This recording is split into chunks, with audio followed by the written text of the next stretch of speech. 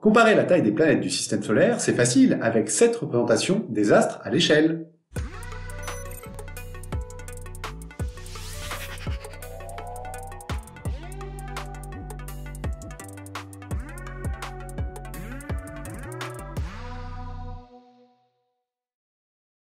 Bonjour à tous, c'est Romain du Parc aux Étoiles. Dans cette vidéo, je vous propose de découvrir les proportions des planètes en respectant l'échelle des tailles de ces astres. Pour comparer les dimensions des planètes, nous allons les dessiner aux bonnes proportions sur une feuille. Pour l'activité d'aujourd'hui, vous allez avoir besoin du matériel suivant. Le document en PDF à télécharger et imprimer depuis le site internet du Parc aux Étoiles. Vous allez également avoir besoin d'un crayon, de compas, de crayons de couleur et d'une règle. Pour celles et ceux qui ne peuvent pas sortir le document, pas de souci, prenez simplement une feuille blanche. Pour commencer, jetons un coup d'œil au support de l'activité.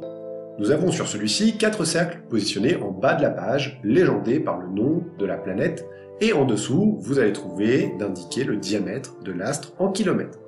Au-dessus, vous avez les mêmes légendes, indiquées près d'un point et d'un arc de cercle.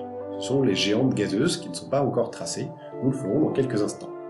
Tout en bas à droite de la page, vous avez également une légende qui indique que sur ce dessin, 1 cm vaut à peu près 10 000 km. Bien, maintenant que nous avons observé les différents éléments présentés sur le support, je vous propose de passer au tracé des géantes gazeuses. Jupiter a un diamètre de 139 822 km. Pour obtenir son rayon, il nous suffit de prendre la moitié de cette valeur et de compter 1 cm d'écartement du compas tous les 10 000 km. On obtient donc 14,3 cm, ce qui correspond, normalement, à la distance entre le point orange et l'arc de cercle de la même couleur. Je positionne la pointe de mon compas sur le point, puis la mine sur l'arc de cercle, et je trace le cercle complet. Si comme moi, vous avez un compas sur lequel il est possible de changer le crayon, n'hésitez pas à prendre un crayon de la bonne couleur pour tracer chaque géante gazeuse. Nous venons de former le disque de Jupiter. Si on le compare à celui de la Terre, qui se trouve juste ici, on se rend compte de la différence de taille qui existe entre ces deux planètes. Dans le diamètre de Jupiter, il est possible d'aligner 10 planètes Terre. Passons à Saturne, la seconde plus grande planète du système solaire. Son diamètre est de 116 464 km. On prend donc un écartement de compas de 11,6 cm pour tracer la planète. Comme pour Jupiter, n'hésitez pas à prendre un crayon de la bonne couleur pour poursuivre le cercle.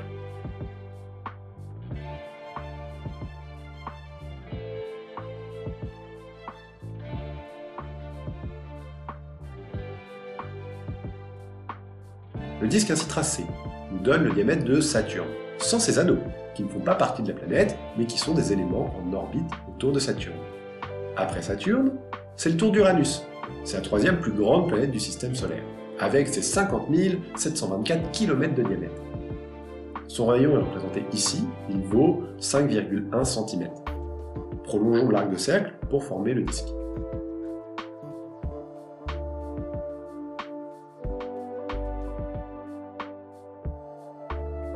Il ne nous reste plus qu'un dernier cercle à tracer pour former Neptune. C'est la plus petite planète parmi les géantes gazeuses. Son diamètre est de 49 244 km. Nous allons la tracer sur cette feuille avec un rayon de 4,9 cm.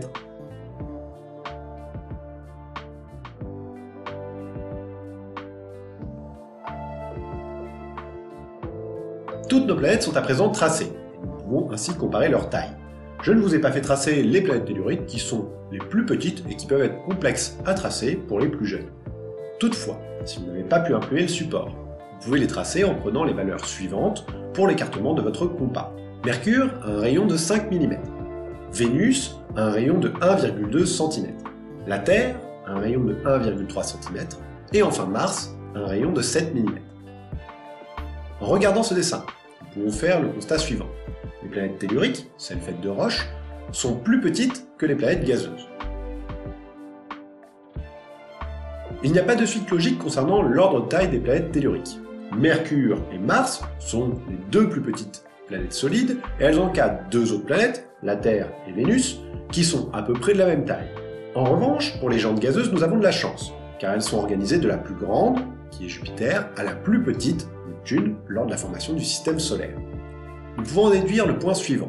À la formation du système solaire, il y avait plus de gaz disponibles dans le système que de matière solide. Résultat, les planètes gazeuses sont gigantesques, les planètes telluriques sont plus petites faute de matériaux. Pour celles et ceux qui le souhaitent, pouvez améliorer ce dessin en coloriant l'intérieur de ces cercles pour représenter les caractéristiques physiques de chacune des 8 planètes du système solaire. Ainsi, vous pouvez transformer votre dessin en ceci.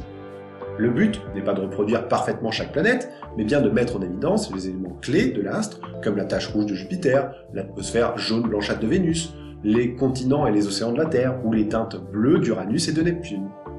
Notre atelier est à présent terminé. Vous avez sur ce dessin une représentation respectant l'échelle de taille des planètes du système solaire. Ainsi, vous pouvez vous rendre compte de la différence de taille qui existe entre une géante gazeuse comme Jupiter et notre planète Terre. Bien, il ne me reste plus qu'à vous souhaiter à toutes et à tous une bonne journée et à bientôt au Parc aux Étoiles.